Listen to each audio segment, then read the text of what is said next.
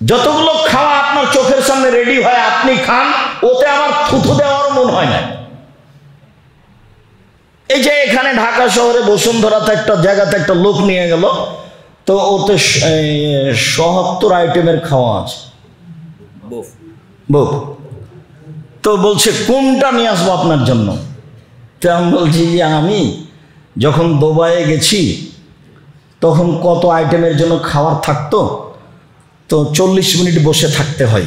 তো বলছি ভাইজান আমি এই খাদ্য খাই না,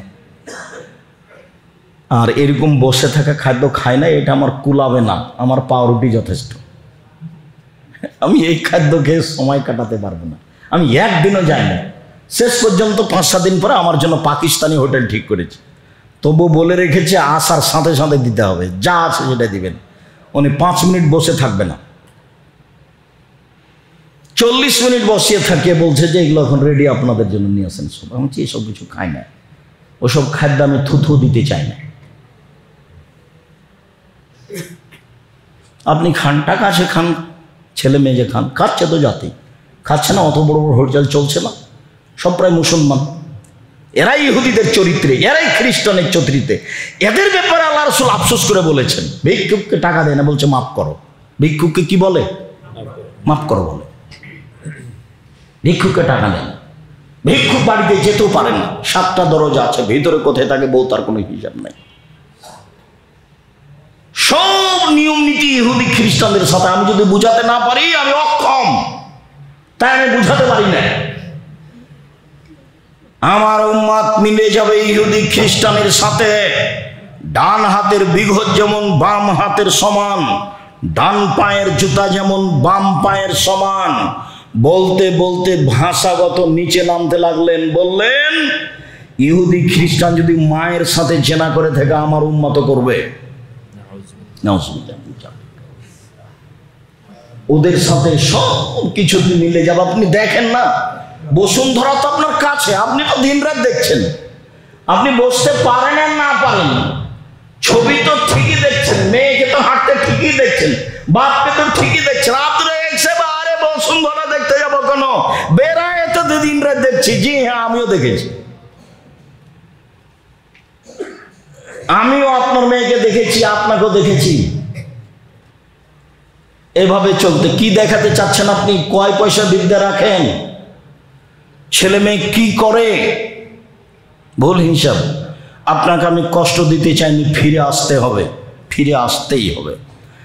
রাসূল সাল্লাল্লাহু আলাইহি সাল্লাম বলেন, ইন্না মিম্মা আখাফা আলা উম্মতি, পৃথিবীর মানুষ মনে রেখো আমি আশঙ্কা করি আমার উম্মতের আজ-জিনা, জেনার 2, আশ-শাহওয়াতুল খাফিয়া, গোপন পাপের।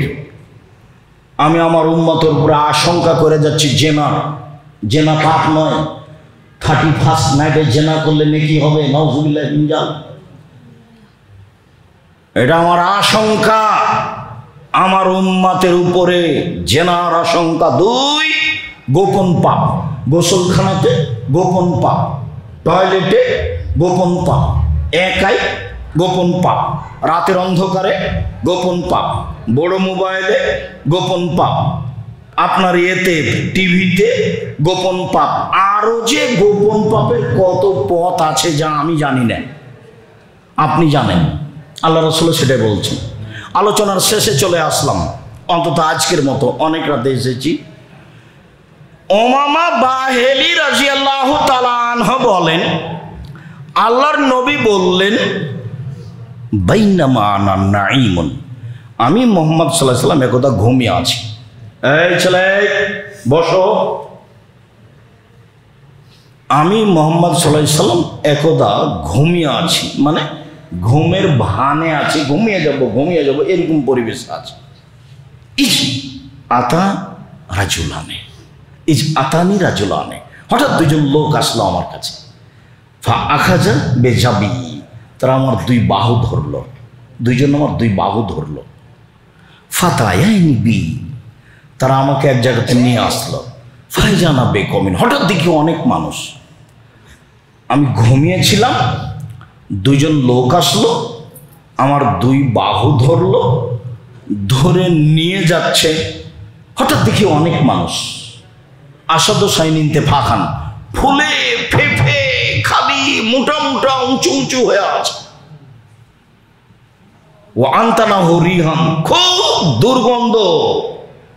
কান্না রিহামুল মারাহেজ, মনে হচ্ছে যেন তারা গণশৌচাগার, মনে হচ্ছে যেন তারা গণ টয়লেট, মনে হচ্ছে যেন তারা গণশৌচাগার, মনে হচ্ছে যেন তারা গণ টয়লেট, মনে হচ্ছে যেন তারা রাস্তার টয়লেট যেটা পরিষ্কার হয় না, এত গন্ধ।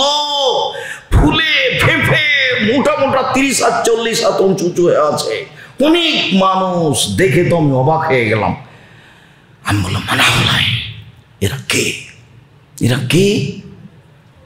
যারা দুই হাত ধরেছিল আমার, তারা বলল অহমদ জোনাতা জাওয়ানি, এরা হলো বেভিচারনী, এরা হলো বেভিচারনী। এই হাদিসটা যখন আবার এসেছে তখন বলা হয়েছে যেসব মহিলারা জেনায় লিপ্ত হয় ওর লজ্জা স্থানের গন্ধে জাহান্নামীরা জাহান্নামে টিকতে পারবে না। যেসব মহিলারা জেনায় লিপ্ত হয় ওদের লজ্জা স্থানের গন্ধে জাহান্নামীরা জাহান্নামে টিকতে পারবে না। এইসব রাত ইহুদি খ্রিস্টানের আদর্শকে মেনে নেওয়া রাত। খুব সাবধান, এইভাবে দিন কাটাবেন যে এইসব রাতের এইসব নীতিতে পেশাব করে দিলাম। ঠিক,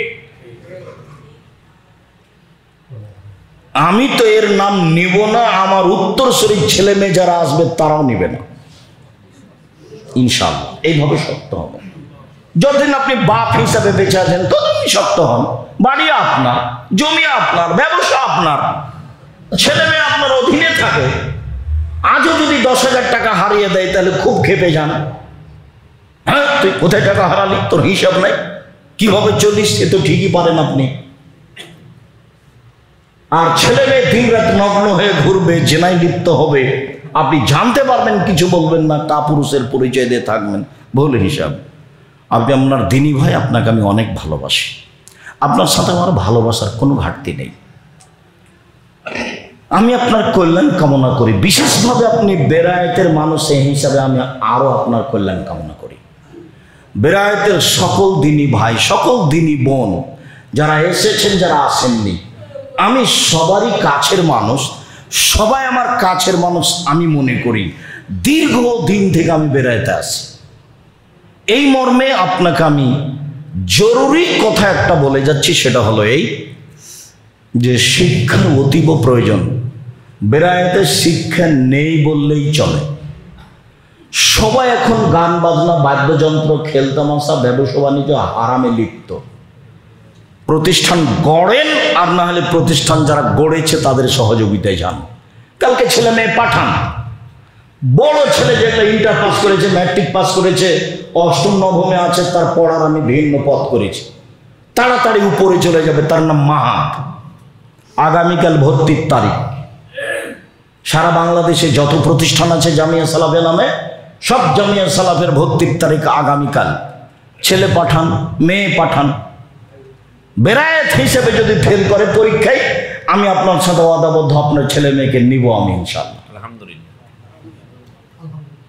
এত ছাত্র যাবে, সবাইকে কি নিবে রাখবে কোথায়? 2,5-3 হাজার ছাত্র ছাত্রী যদি উপস্থিত হয় এখানে এবং ওখানে, তাহলে সবাইকে নিতে পারবে? থাকার যা রাখার জায়গা আছেই তো আগে থেকে। আপনার প্রায় 5,000 ছেলে মেয়ে আছে। এখনই ওদের বাড়ি ঘর নয়, তারা 8,000 ছেলে মেয়ে কেমনে রাখবে? নিবে না সবকে। খুব বেশি যাচ্ছে রাজশাহী, ওখানে শিক্ষক শিক্ষিকা বেশি, সেই জন্য। আর এখানে তো ঘর বাড়ি তেমন করতে পারিনি। আপনি খালি টাকা দিব বলছেন আর দেন না, দিব বলছেন আর দেন। কখন যে দিবেন আর কখন যে ভালো করে করবো, দিবেন ইনশাআল্লাহ, ইনশাআল্লাহ। তো এখানে জমি কিনতে সময় লেগে যাচ্ছে, আরও 1 বছর লেগে যাবে ইনশাআল্লাহ। তারপর আমরা একটা ভালো পর্যায়ে চলে যাব। মসজিদটা হলে আমরা কাছাকাছি পর্যায়ে চলে যাব ইনশাআল্লাহ। জমি এবং মসজিদ নিয়ে আমরা খুব ব্যস্ত আছি। আপনাদের মসজিদে অনেক টাকা পয়সা আছে, 20-30 বছর পরে সব জমি জায়গায় এমনি হারিয়ে যাবে, কাজে লাগাতে পারবেন না। সরকার কখন দখল করে নেবে, তার আগেই বিক্রি করে দেশের কিছু মসজিদ করে দেন। ওইসব টাকা পয়সা জমি জায়গায় রেখে আপনি কি করবেন? এক কাঠা জমির দাম আপনার 50 লাখ টাকা, 20 লাখ টাকা, 30 লাখ টাকা, 1 কোটি টাকা। তো এত জমি রেখে কি করবেন? 2-1 বিঘা রেখে সব বিক্রি করে দেন। বিক্রি করে দিয়ে আহলে হাদিসের যেগুলো জামিয়া সালাফিয়া থাক, ওটা লাগবে না।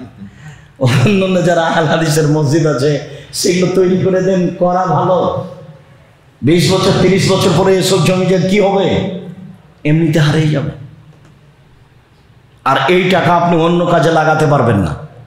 মসজিদের টাকা মাদ্রাসায় নিয়ে যাওয়া যাবে না, মাদ্রাসার টাকা মসজিদে নিয়ে যাওয়া যায়।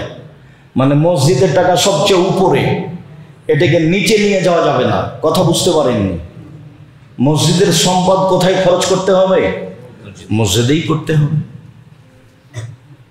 অন্য কোনো জায়গাতে খরচ করতে পারবেন না। মাদ্রাসাটা নিয়ে যেতে পারেন মসজিদে, কিন্তু মসজিদটা মাদ্রাসাতে নিয়ে যেতে পারবেন। সম্মানিত দিনী ভাই বোন, আপনি ছেলে মেয়েকে শিখিয়ে দেন, আর না হলে যারা প্রতিষ্ঠান খুলেছে তাদের সহযোগিতা করুন। আপনি আগামীকালকে ছেলে মেয়েকে পাঠান, ফেল করলে আমি জিম্মেদার। 1, 2, আপনি জামিয়া সালাফের জন্য দোয়া করবেন, আল্লাহ তুমি জামিয়া সালাফে কবুল করো। আমিন।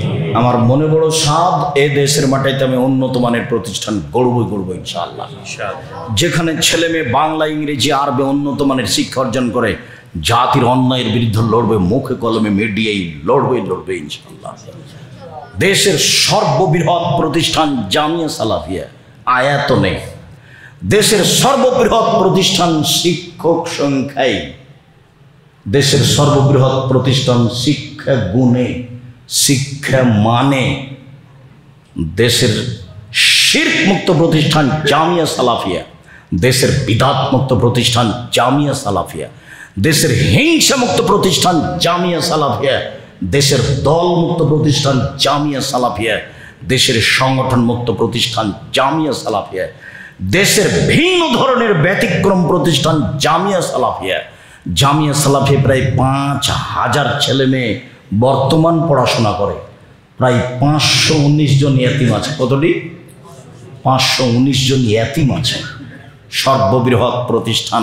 আপনি একটু দোয়া করবেন, বাকিটুকু আপনার আল্লাহর ইচ্ছে। এরপরে আপনারা আমার জন্য দোয়া করি, আল্লাহ আজকের এই রাতের মতো রাতকে যেন আমরা মূল্যায়ন না করি, এই তৌফিক তুমি দান করো।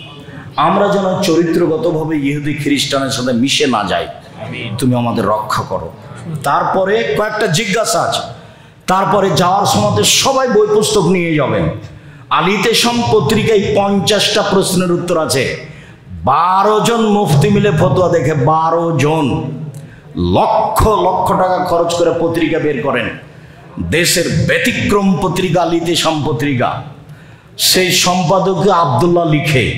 অন্যান্য যত বই আছে, ফিলিস্তিনের উপরে যে আব্দুল্লাহ বই লিখেছে সেটাও আছে, ব্যতিক্রম বই, বুখারীর ব্যাখ্যা আছে, মিন্নাতুল বারি, অন্যান্য বই। কয়েকটা জিজ্ঞাসা। মহিলাদের কাফনের কাপড় 5টি? জি না, পুরুষেরও 3টে, মহিলারও 3টে। ছোট করেন বড় করেন তাতে আসে যায় না। মহিলাদের 5টা প্রমাণে যে হাদিস আছে আবু দাউদে, তা জয়ীফ, আমলযোগ্য নয়। অতএব পুরুষেরও 3টে, মহিলারও 3টে। রমজানে বিতির সালাতে দোয়ায়ে কুনুতের পর অনেক লম্বা দোয়া পড়া যাবে না, বিদআত।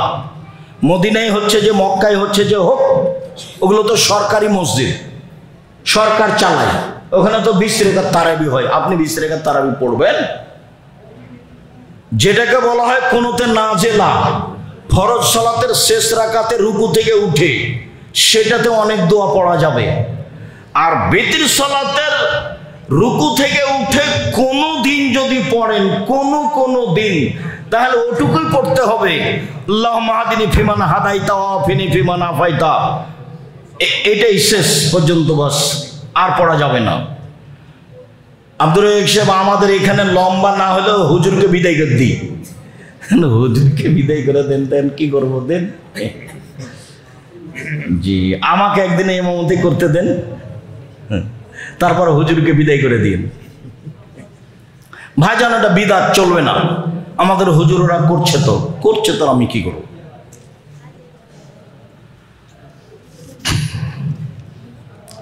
কবরে কোন সময় দোয়া পড়া ভালো? কবরে কোন সময় দোয়া পড়া ভালো? একটা তো লাশ রাখার সময় দোয়া, মূলত যারা রাখবে তারাই। আর একটা হলো যখন লাশ রাখা হয়ে গেছে, মাটি হয়ে গেছে, তখন পরে গিয়ে হাত তুলে দোয়া করবেন লম্বা সময় ধরে, তখন দোয়া চলবে না। কবরের পাশে সবাই মিলে দোয়া করা বিদআত। নিজের দোয়া নিজে করতে হবে, একাই করতে হবে। আপনি যাবেন আপনার মতো, আপনার ভাই যাবে তার মতো। বাজার যেমন হাট বাজার একসাথে করেন না, তেমনি বাজার দোয়া করতে একসাথে যেতে হবে না। আপনি আপনার মতো যাবেন মায়ের কাছে দোয়া করতে কবরে, আপনার ভাই তার মতো যাবে, যখন ইচ্ছা তখন যাবেন। স্বামী মারা যাওয়ার পর স্ত্রীর নাকের ফুল না, স্ত্রীর নাকি ফরজের সময় গোসল করে নামাজ আদায় করে চাউল খেতে হয়, আর এ সময় স্ত্রী তার ছেলে মেয়েকে দেখতে পারবে না। এরকম কথা কি শুনলেন? বুঝতে পারলেন? আমরা শুনিনি এগুলো বিদআত, হারাম, কুসংস্কার।